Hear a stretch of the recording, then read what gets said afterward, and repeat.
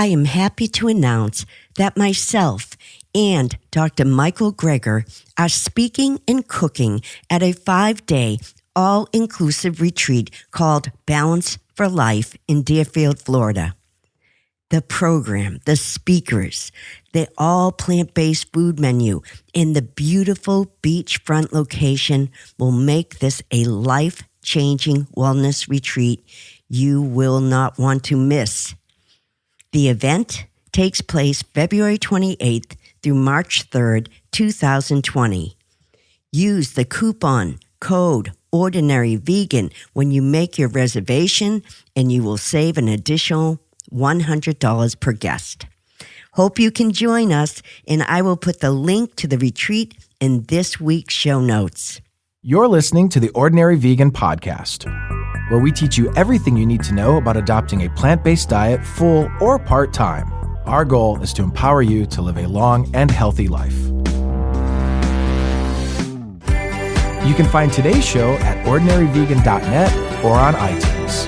If you have any questions, please send an email to questions@ordinaryvegan.net.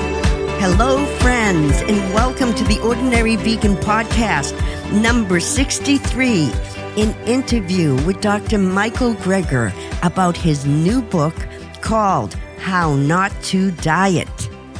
If you're not familiar with Dr. Michael Greger, you should be. He is a physician, best-selling author, and internationally recognized professional speaker on a number of important health issues. He is also the founder of the nonprofit nutritionfacts.org and the author of the New York Times bestseller, How Not to Die. Basically, Dr. Greger devotes his life to research so he can provide evidence-based information to help all of us live a long and healthy life. So don't move an inch. He is one in a million.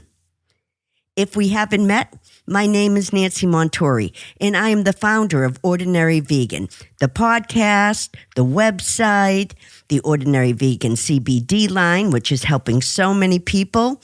And I also have a plant-based 5-ingredient cookbook being released in January, which I am very excited about. In addition to all that, we have an inspiring health and wellness community on Facebook, over 310,000 strong. Please join us. Just go to facebook.com/ordinaryvegan. And last but not least, please follow me, Ordinary Vegan, on Instagram. We are working on coming up with some exclusive content for our Instagram. Now, let's hear what Dr. Greger has to say about dieting and losing weight. Hello, Dr. Greger. So happy to have you back on the Ordinary Vegan Podcast. Happy to be back. So rumor has it that you are releasing a new book on December 10th, 2019 called How Not to Diet. The rumor is true. Pre-order your copy today. Yes, I'm glad you brought that up because I would like to mention that everyone out there listening can pre-order Dr. Greger's book on Amazon. And there will be a link in this week's show notes, and we can help Dr. Greger get on the New York Times bestseller list by pre-ordering his book. Oh, that's very sweet. Yes, I'm excited to see how it does. So just go to nutritionfacts.org /how-not-to-diet. And oh, by the way, all the sales of his book are donated to charity. Of course. We are so fortunate to have you in our lives and on this podcast, so let's cut right to it. Dr. Greger, you have a new book. So what is the new book about, and what is the goal of this book? So the new book is about weight loss. It's probably the biggest research project I've ever taken on in my life. There are hundreds of thousands of papers published on obesity in the peer-reviewed medical literature, a lot of which is contradictory. And so me and my team took it on. It's actually a bigger book than How Not to Die. Actually, split up into two parts. First half of the book is basically creating an optimal weight loss diet from the ground up. Originally, we were just going to go through to have a chapter on each of the current kind of popular diets and talk about their pros and cons as kind of per the title, how not to diet. But then we realized, that's like playing whack-a-mole. There's so many new diets all the time. I'm on the U.S. News and World Report, best diets panel. And, every year there's another couple dozen diets we have to look at. And so realized, God, by the time the book came out, it already be kind of out of date. Because, so instead of doing that, we decided to just, let's see what are the criteria, what kind of ingredients are there for the optimal weight loss diet. And we came up with 17. And so that way you could take any new diet that comes down the road later and compare it to these 17 criteria and see how closely it matches. So that's the first half of the book. And then it ends with, okay, well, what diet best matches those 17? And then the second half of the book is, all right, what other kind of boosters or accelerators, ways to accelerate the loss of body fat regardless of what you eat? So talking about chronobiology like meal timing, talking about, tweaking exercise, sleep, and these other methods to accelerate weight loss. So that is kind of compiled in my 21 tweaks, which will complement the Daily Dozen. We're actually going to update the Daily Dozen free app on iPhone and Android. And there'll be a weight loss setting you can toggle to. And then you'll get a whole nother checklist of my 21 tweaks to see how closely you can, again, just to kind of inspire people to not only try to include the healthiest of healthy foods in their daily diet, but also the various ways in which they can help accelerate weight loss as well. Wow, it sounds great. And I got a lot of questions about that. First, can you explain why you say farewell to the 3,500 calorie plan? Oh, yeah. So that's interesting. So, it's just this rule. If you look even at the nutrition textbooks or, prestigious institutions like the Mayo Clinic, they talk about how each pound of fat is, equivalent to about 3,500 calories. So if you cut 500 calories out of your daily diet, 500 times 7 is 3,500. So you should lose a pound a week. And so, I just, one has to kind of bust that myth, and you can realize why that doesn't make any sense at all, because obviously if you, if you're weigh 150 pounds and you cut 500 calories out of your daily diet in 150 weeks, you wouldn't reach zero. You wouldn't start floating. So it's not a linear response at all.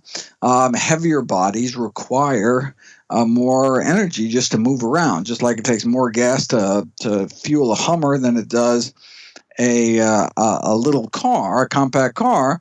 It takes more calories to exist as a heavier person. So that's why when you lose weight, you actually require fewer calories. And so it kind of plateaus out over time. And so there, you have to account for that. There's a variety of tools, both online and kind of different kind of shortcuts one can use to estimate exactly how much one would have to eat less or eat more to gain or lose weight. Well, obesity in the United States is still a major health issue and epidemic. Why does obesity continue to be a health challenge with everything we know? Oh, well, I think it's, so one has to look back, well, where did this obesity epidemic come from in the first place? There was this dramatic increase in the late 70s, basically around the world, of the obesity statistics taking obviously wasting. What happened in the 70s that led to this increase, and what happened is changes in our food supply. We started eating more because, it's not that we ate more calories, not necessarily more food, but the food changed such that the food became more calorically dense, or more calories per mouthful, more calories per pound, more calories per unit volume, and much of that is these ultra processed foods And one says maybe called pseudo foods. Really, they're not really foods. They're just kind of amalgamations of flavorings and colorings and salt and sugar that makes up about half of the food supply. Many of which are subsidized by taxpayers, making it very profitable to sell people such garbage. But unfortunately, it's not real food.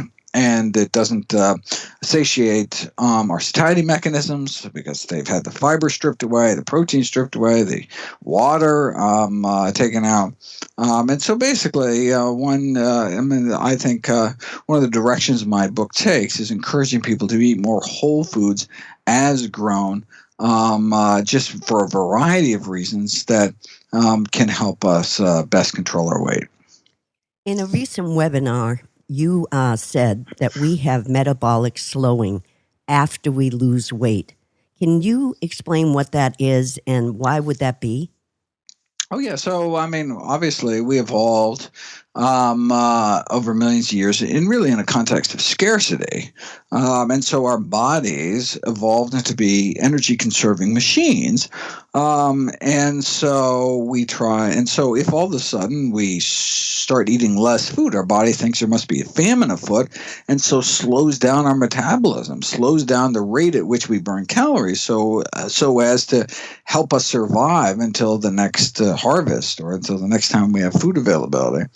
And so those built-in biological mechanisms to keep us through a famine, that turned us into kind of fat storage machines, calorie storage machines, really works against us when you dump it down into a context of excess calories around every corner. And so when we try to lose weight, our body actively fights against it. So that's why, for example, if you exercise, your body tries to slow you down the rest of the day to undercut some of that calorie loss. Or if we start reducing our calorie intake, our body ramps up our appetite, so we eat more. It's constantly trying to maintain our weight because we had this constant selective pressure to develop ways to maintain our weight. Unfortunately, they work against us now. It's actually a disadvantage in the current modern context, which can help explain why we have such an obesity epidemic in the modern world. So how can we experience permanent weight loss? Oh, well, we can eat the way nature intended. That way we can wall off our calories. So basically, animal cells are just are surrounded by easily digestible membranes. So our body has no problems extracting the calories from a steak, for example. But plant cells are surrounded by cell walls made out of indigestible fiber, presenting this kind of indigestible barrier to slow or frankly stop calorie extraction from whole intact plant foods. Processed plant foods, however, like refined grains, fruit juice, have had their cell walls destroyed, and their calories are then released and free for the taking. Even something like whole wheat flour, so that's a whole food, right? Nothing's been extracted from it, just because of the powdering process. When you powder whole grains into flour, you break open all those cell walls, and the calories are free for the taking. So I encourage people to try to wall off their calories, try to make sure their protein, their carbs, their fat are encapsulated by fiber. In other words, from whole, intact, unprocessed plant foods. Well, do you believe that eating less calories extends our longevity?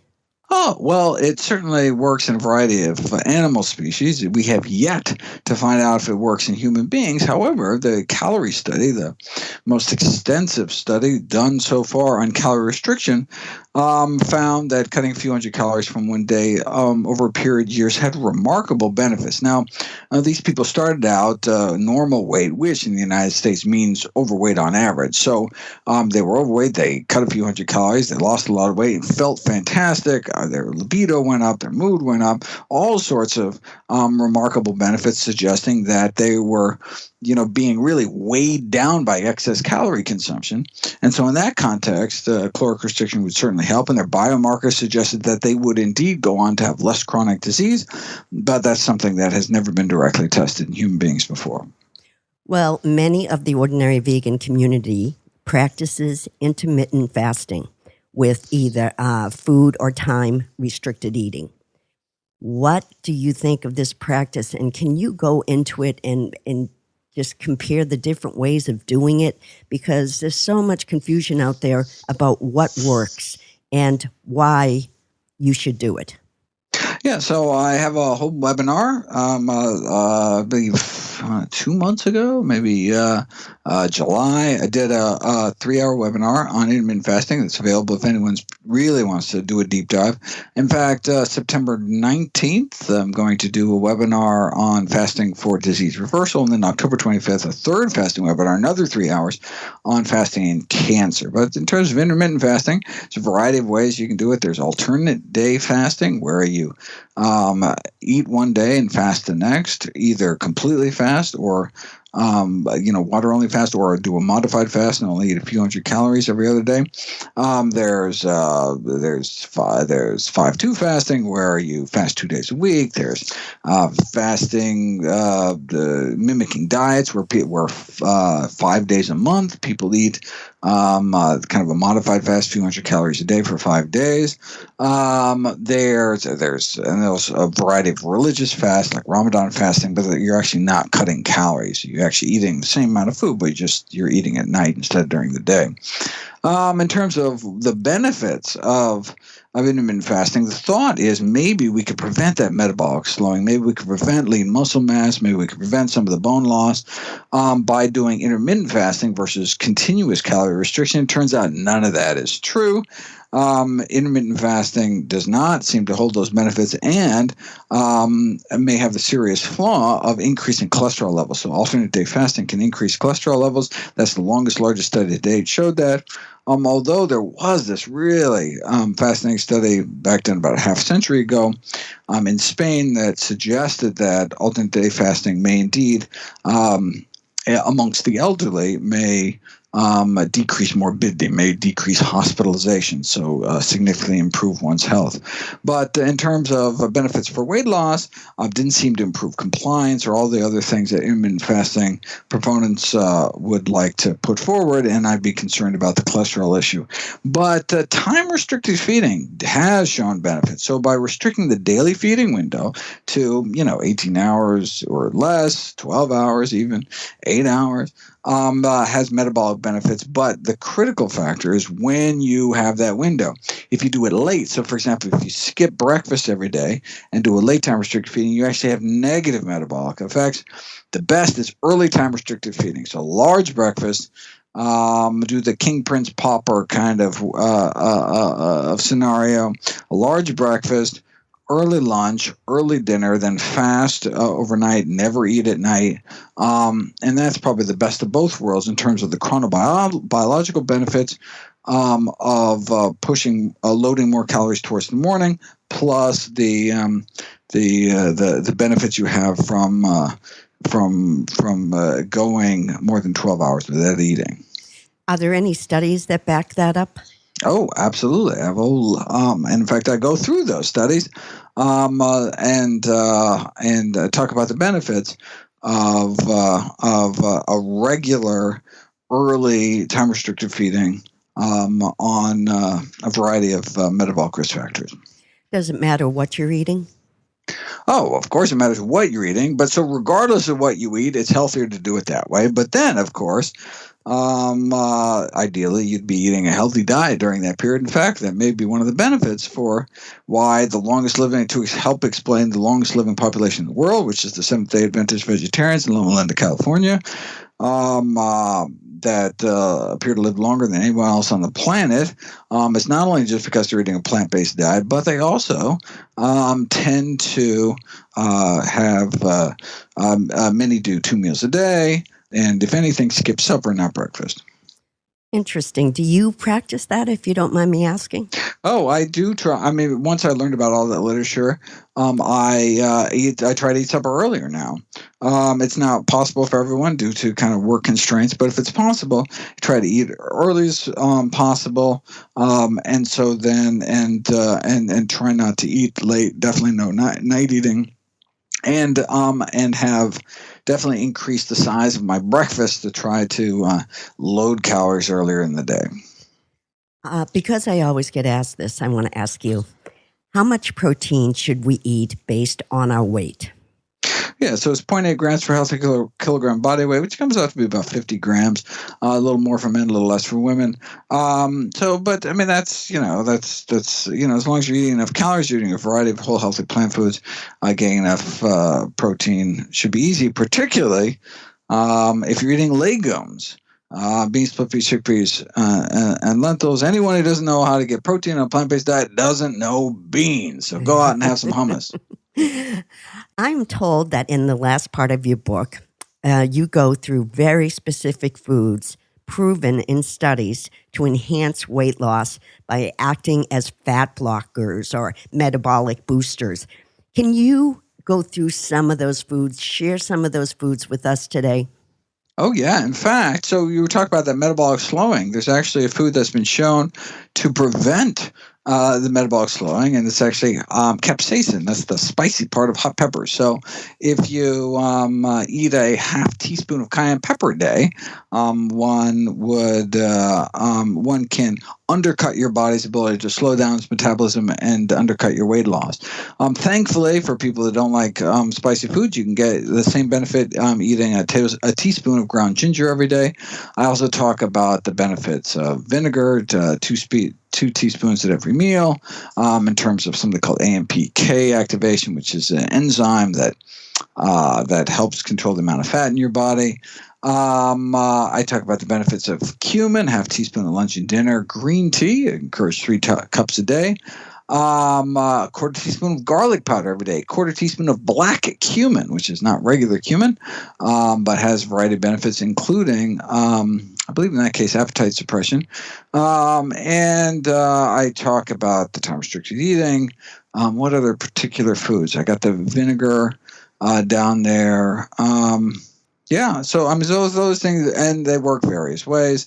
In terms of I wanted to find every kind of tip, trick, and tweak and technique to try to help people lose as much weight as they wanted to and keep it off. And what did you do research about exercising and weight loss? Absolutely. So predominantly it's about exercise, optimizing exercising timing. So, and how not to die, I talk about we should ideally exercise 90 minutes a day, moderate intensity exercise. Question is, when should you do it? So the big question for exercise in the exercise physiology literature is, should you exercise before breakfast or after breakfast? What's better in terms of body fat loss? And the answer is before breakfast or after at least 6 hours of fasting. So it doesn't have to necessarily be exercising before breakfast. It could be exercising before a late lunch or between dinner, as long as going 6 hours without eating before exercising to boost body fat loss. But it only works if you do it every day, because your body tries to get you to conserve extra fat on the days that you're not exercising. So you want to do it every day. Why is that? Why does your body do that? That is fascinating. So it has to do with glycogen stores. So basically, when you here, let me pull that up actually. Oh, it's just a fascinating story. So, here, let me find the exercise. You can get a sneak preview here. Oh, great. Thank you. Yeah, sure. No, here we go. Tell me if all sorts of really fascinating things. So swimming is not a good exercise for losing weight. What? Isn't that interesting? Yeah, and it's the temperature of the water. It's the cold water undercuts, because it so ramps up your appetite that you don't lose any weight. Anyway, let me move to find the timing. All right. Okay. Best is more the better. Optimum time, morning to the evening. So we have more than a dozen experiments comparing the amount of fat burned in a fasted state versus fed state. Every single one, more fat burned on an empty stomach. About 3 more grams of fat, same amount of exercise before meal versus after meal. And let's see if I go into the mechanism. Basically, carbohydrates preferred fuel for our body. Whenever we eat sugar or starches, you get broken down to blood sugar, and after meal, blood sugars rise, and our muscles snatch it up for fuel. And if you take a siesta after a meal, your bodies have no immediate need for energy, so the excess blood sugar from the meal is stored for later use in our muscles in the form of glycogen, which is like a bunch of sugar molecules bunched together in massive branches that can be broken off and used for quick bursts of energy. Now, so if you exercise after a meal, your muscles siphon off some of the extra blood sugar floating around for energy. When you work out before a meal, though, your muscles have to resort to dipping into our energy stores and end up burning mostly a combination of glycogen and fat. That explains why you burn more fat during fasted exercise. But then what about all the extra fat burned throughout the day, which is what we find?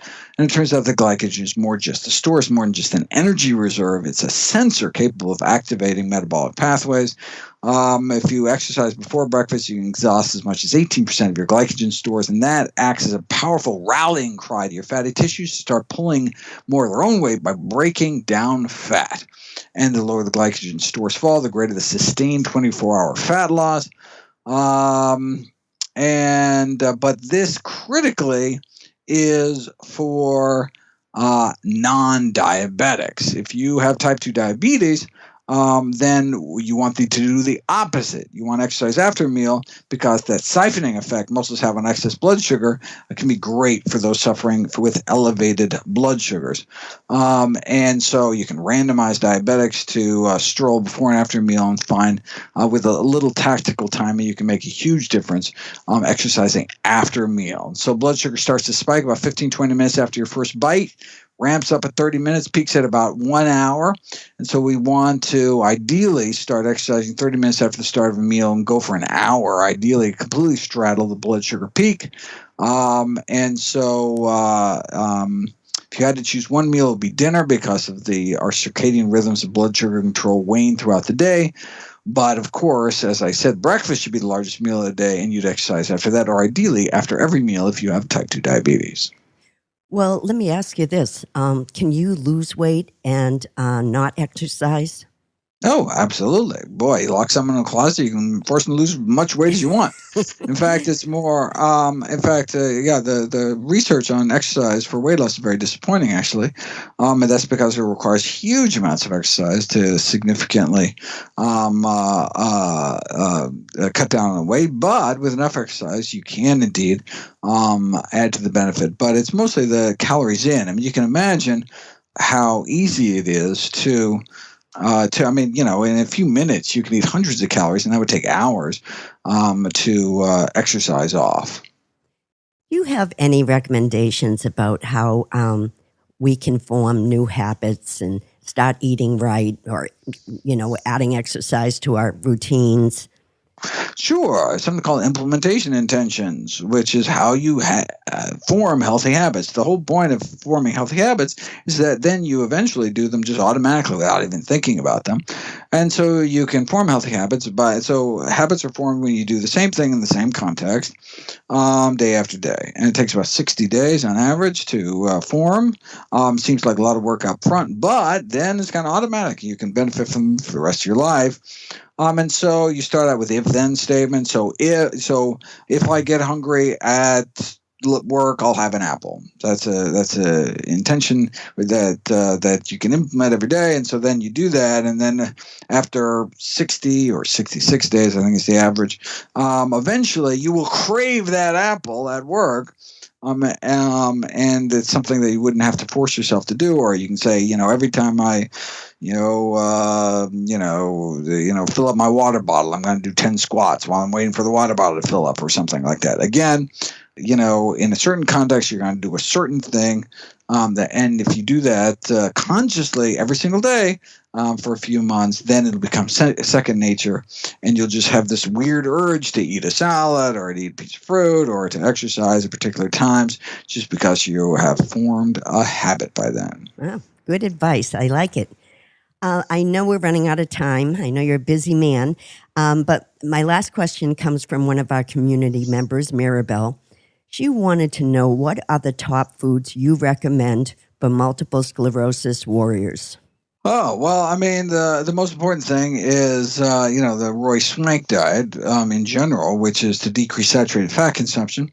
Saturated fat is found predominantly in meat, dairy, and processed junk, like these tropical oils, like palm oil, coconut oil. So the most important thing you do is decrease your intake of those foods. In terms of foods you add to your diet, I don't think there's any specific foods that have been identified. It's more foods that we want to remove from our diet, and those would be ones high in saturated fat. Thank you. Also, Dr. Greger and I will be speaking at a 5-day all-inclusive health and wellness retreat at Balance for Life in Deerfield, Florida on February 28th through March 3rd. So everyone out there, please join us for this healthy vacation. I take it you'll be talking more about your book? I have no idea. I've got 200 dates on my speaking tour, wow. So not sure what I'm doing that one, but maybe. You are a popular guy. Thank you so much, Dr. Greger, for taking time out of your busy schedule to be with the Ordinary Vegan community. We appreciate you so much. So happy to help. Keep up the good work. Thank you. Bye-bye. All right, bye-bye. That's it for today's podcast. Thank you so much for being here. This podcast grows by sharing, so please share with anyone that may be interested in living a long, healthy, compassionate life. I appreciate all of you so much, and please keep those comments and emails coming. They brighten my day. If you can, join us in Deerfield, Florida for the Wellness Retreat on February 28th through March 3rd, 2020. I would love to hang out with all of you. Till next time. Thanks for joining our plant-based community today. Together, we can accomplish great things. Please subscribe so you don't miss any of Ordinary Vegan's recipes and plant-based tips. If you have any questions or feedback, email us at questions@ordinaryvegan.net. Until next time.